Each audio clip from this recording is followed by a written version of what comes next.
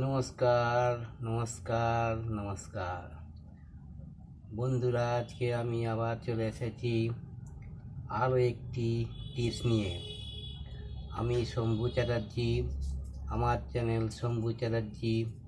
আগের টিপসগুলি যদি না দেখে থাকেন তো আমার চ্যানেলে গিয়ে দেখে নেবেন।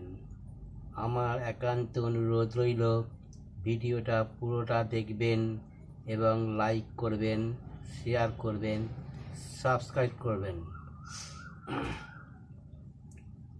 আমি আমার ভিডিওটা এখানে শুরু করছি।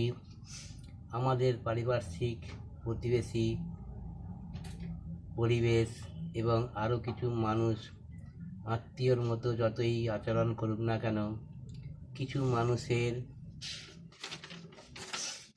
কাছে জেলাসি হয়ে ওঠে। যতই ভালো মানুষই দেখাক না কেন, কিছু মানুষের মনে কিন্তু অন্যরকম প্রতিক্রিয়া ঘটে। সে সব মানুষদের আমরা বুঝতে পারি না। সেই সব কিছু মানুষ মুখে ভালো কিন্তু মনে খারাপ। ঠাকুর শ্রী রামকৃষ্ণ বলেছিলেন মন এবং মুখ এক করতে। বন্ধুরা, তোমরা কি জানো, যারা মুখে এক আর মনে আর এক, সেই সব মানুষদের বুঝে ওঠা খুব মুশকিল। বন্ধুরা, আমি বলছি, রাগের বশে বিবাদ করো না। নিজের কাজ নিজে করো, অন্যের সাথে নিজের সহজাত আচরণ বজায় রাখো।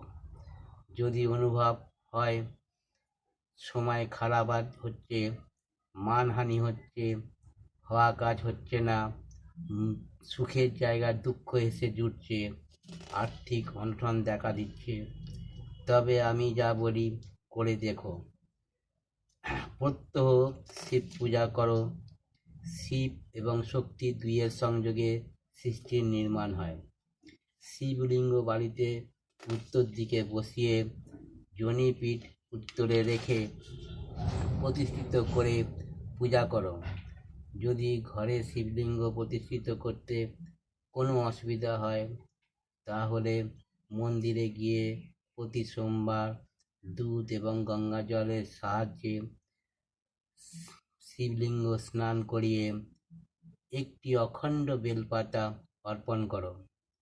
ক্রিয়াটি প্রথম দিন করার সময় পরিবারের প্রত্যেকের সদস্যের কাছ থেকে কিছু করে পয়সা নিয়ে তা মন্দিরে দান করে আসো। আস্তে আস্তে দেখবে সংসারে উন্নতি হচ্ছে, পারিপার্শ্বিক মানুষ আপন হয়ে উঠছে, সমস্ত মানুষ মনের কথা মুখ দিয়েই বলছে। আজ এই পর্যন্ত। টিপস আরও চমকপ্রদ হবে। আপনারা দয়া করে লাইক করবেন, শেয়ার করবেন এবং সাবস্ক্রাইব করবেন।